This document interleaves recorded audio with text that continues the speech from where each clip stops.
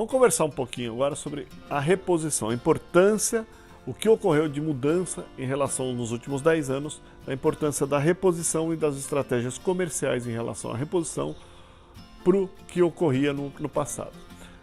A gente observa, eu fiz uma revisão aqui de 10 anos, onde a gente observa que, vamos falar um pouquinho primeiro do bezerro. No bezerro, a gente tinha uma estrutura de ágio, preço pago a mais no bezerro do que o boi gordo. Esse ágio girava ao redor de 34% em média.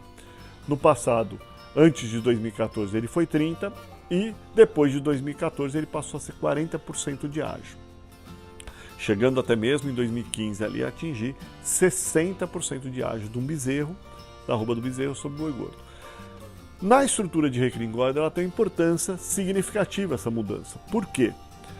Porque imagina que você está comprando em 2015 um boi que está mais caro e você tem um ágio de 60% desse boi gordo, desse bezerro sobre o boi gordo.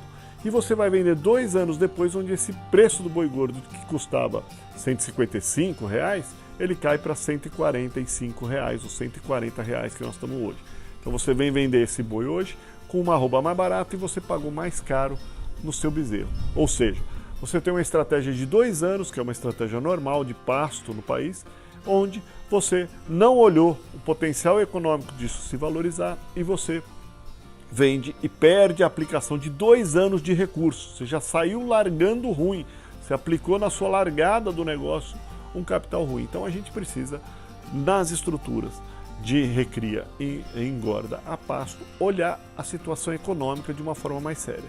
Isso não quer dizer que não tem oportunidades, porque você pode, como agora, estar no momento onde o preço está barato e você está tomando uma oportunidade de bezerro que podemos ter uma valorização de arroba no futuro. E se isso ocorrer, você tem um preço, um ganho sobre o seu capital aplicado hoje interessante.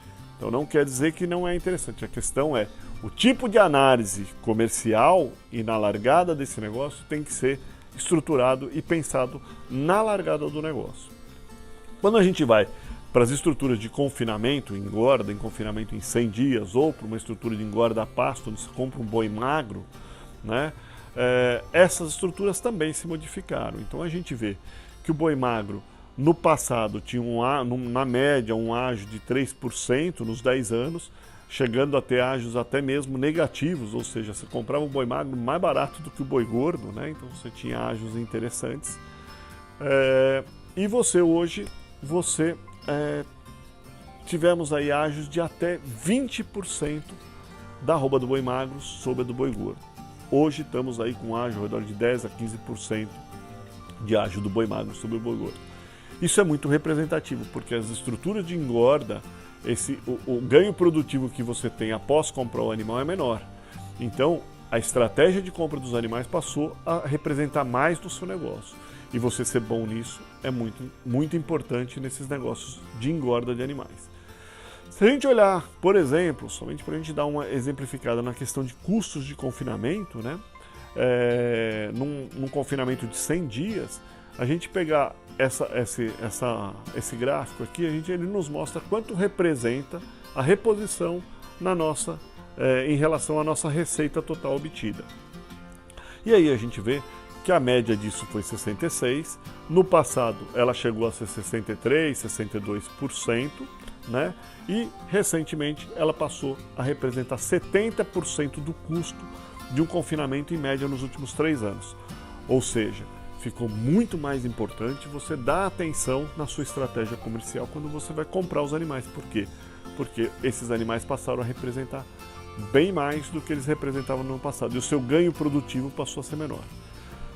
O interessante aqui é que também não quer dizer que você deve parar a atividade, mas quer dizer que esses momentos eles não ocorrem casados. A compra do animal, e se a gente olhar a oscilação da arroba do boi ao longo do ano, você tem momentos em que estão interessantes para você comprar o boi e momentos que são interessantes para você vender o boi. E essa estratégia, ela não é casada.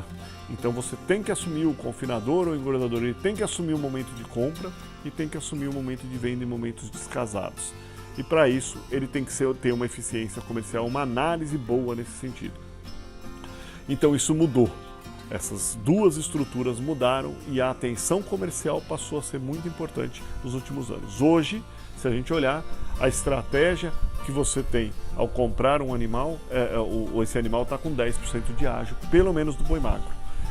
Se a gente olhar as estruturas de ração, essas estruturas não mudaram. A ração, ela, tanto no passado quanto hoje, ela continua representando ao redor de 20 a 23% da receita de um confinamento, em média, tá, gente? Ela chegou a custar mais, tem alguns momentos em que isso custa um pouco mais, mas ela mais ou menos tem ficado estável.